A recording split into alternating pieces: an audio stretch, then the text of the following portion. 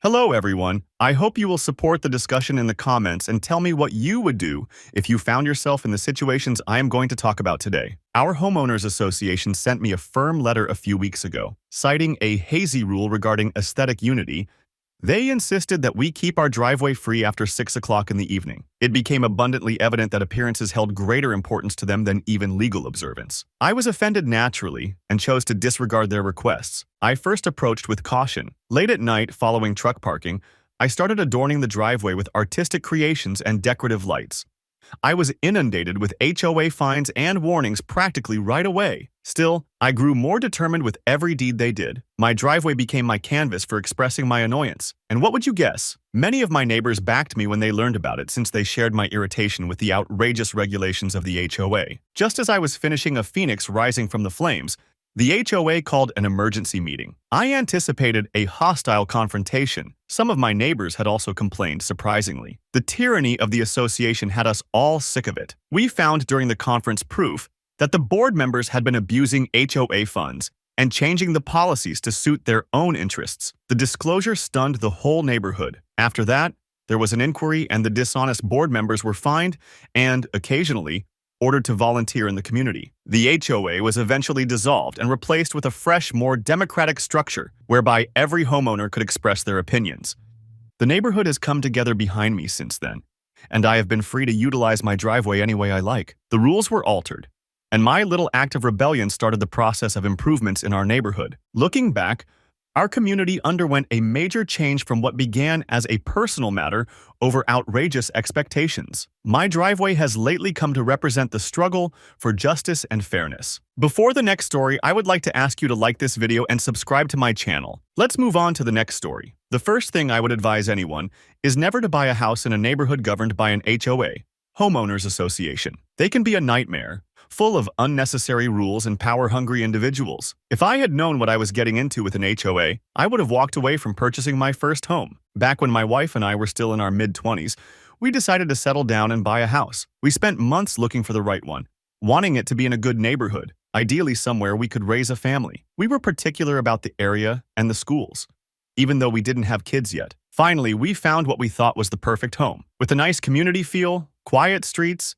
and friendly enough neighbors. At the time, it seemed like a dream come true. For the first few months, everything went smoothly. We were happy, our neighbors seemed all right, and the neighborhood was peaceful. It wasn't until we decided to rent an RV for an upcoming road trip that we got a real taste of the HOA madness. To get ready for the trip, I parked the RV in our driveway for a few days before we were set to leave. I wanted to load it up, figure out how everything worked, and just get familiar with it before hitting the road. What could go wrong, right? Well, within an hour of the RV being in our driveway, our neighbor, the one I later learned was on the HOA board, came storming over. He was furious. The guy went on a tirade telling me to move the RV immediately or he'd have it towed, threatening fines, and acting like he owned the whole street. I was pretty taken aback by how aggressive he was, especially since I had never had an issue with anyone in the neighborhood before. But being an ordinary person, I didn't take kindly to being yelled at on my own property. I told him in no uncertain terms to leave and never come back into my driveway like that again. If he didn't, I'd call the police. The whole thing was ridiculous,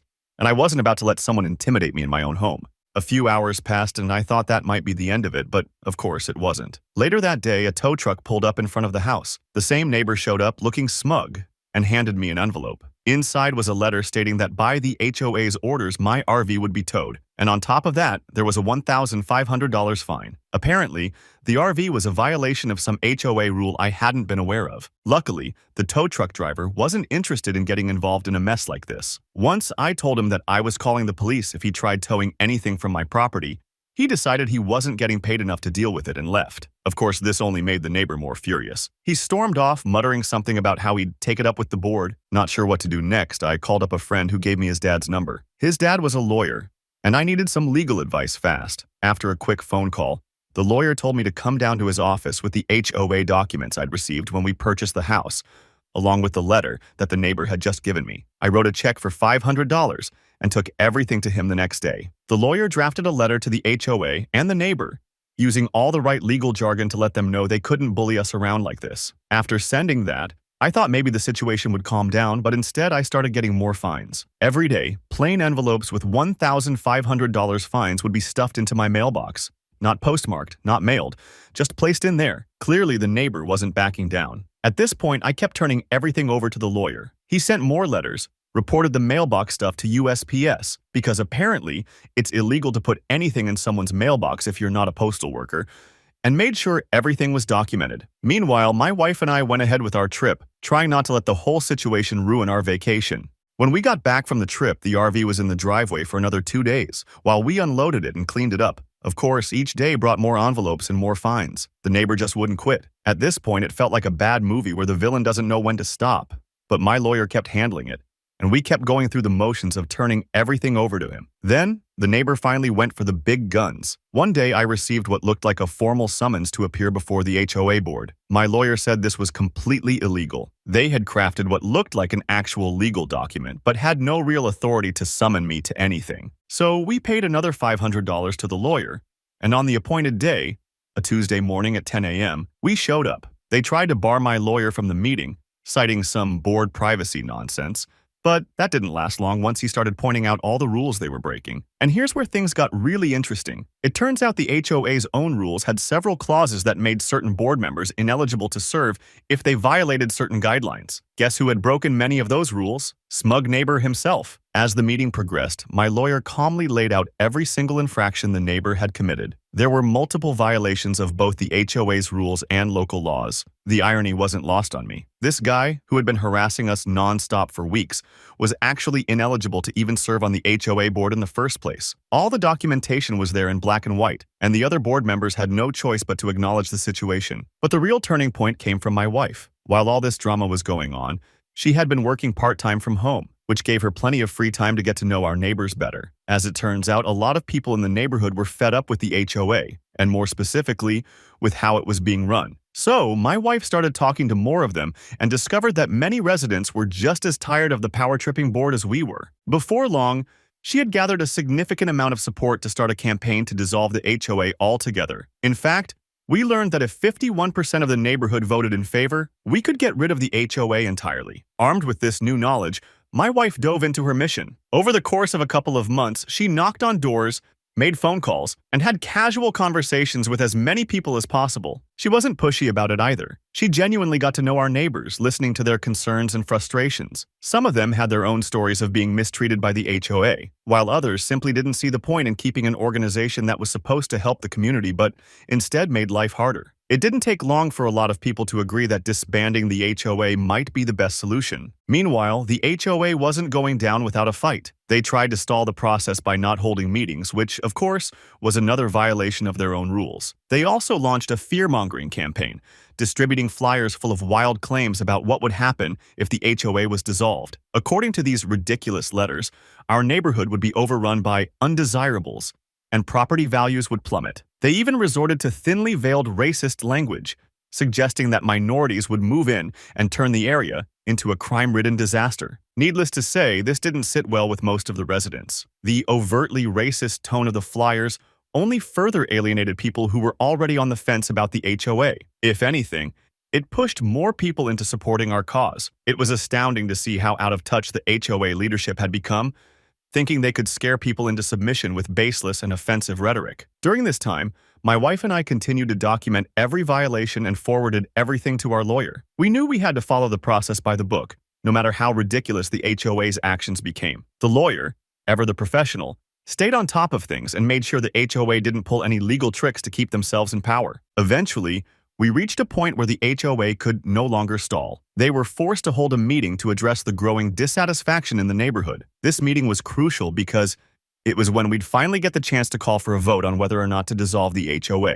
And thanks to my wife's tireless efforts, we had the support we needed. When the day of the meeting arrived, tensions were high. The HOA board members were visibly nervous, knowing that their control over the neighborhood was on the line. They tried to maintain a calm front, but it was clear they were scrambling. They even brought in a couple of people from outside the neighborhood to speak on their behalf, trying to convince everyone that the HOA was essential for maintaining property values and keeping the neighborhood safe. But their arguments fell flat. By this point, most of the residents had made up their minds, and the majority had seen through the scare tactics. They knew that the HOA wasn't actually benefiting them.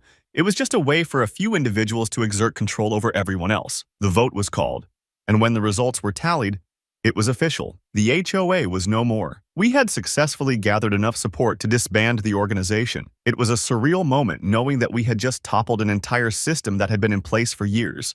The look on Smug Neighbor's face was priceless, as he realized that not only had he lost, but his entire reign of terror had come crashing down. After the vote, the remaining HOA funds were supposed to be distributed back to the homeowners, but surprise, surprise, those funds had mysteriously dried up over the last couple of months. No one could account for where the money had gone, but given how desperate the HOA had become, it wasn't exactly shocking. The fallout from the dissolution was swift. About half of the former board members, including Smug Neighbor, sold their homes and moved away. It was clear they couldn't handle the fact that their little empire had crumbled, and they didn't want to stick around in a neighborhood where they were no longer in control. As for the rest of us, life slowly returned to normal. The neighborhood felt lighter, freer, and less stressful without the constant interference of the HOA. My wife and I felt vindicated, knowing that all the headaches and legal battles had been worth it in the end. If there's one lesson to take from all of this, it's simple. Don't buy a house in an HOA. If you do, be prepared to spend time and money fighting for your rights. In our case, we had a great lawyer and a lot of support from our neighbors, but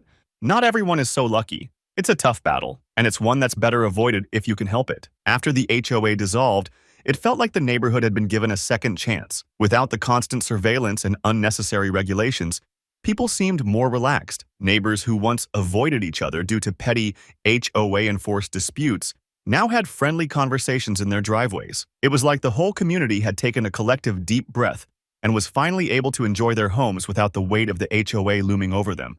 But things didn't completely settle down right away. For a few weeks, there was still some tension, mostly centered around the former HOA board members. The ones who hadn't moved out yet were obviously bitter about losing their positions of power. They weren't outright hostile, but they kept to themselves, and you could feel their resentment whenever they were around. One or two even made passive-aggressive comments during casual run-ins, but at this point, my wife and I were so over the whole situation that we didn't let it bother us. Despite their grumbling, the majority of the neighborhood was thrilled with the outcome. Many of the neighbors who had supported us were quick to express their relief. Some even admitted they had been too afraid to speak up against the HOA while it was still in place, worried about being targeted for fines or other forms of harassment. Without that fear, people were finally able to openly talk about how frustrated they had been for years. We even had a small block party to celebrate. It was nothing too extravagant, just a few families getting together for a barbecue in one of the neighbors' yards, but it felt like a real turning point. For the first time since we'd moved in, we felt like part of a real community. There was a sense of unity that hadn't been there before.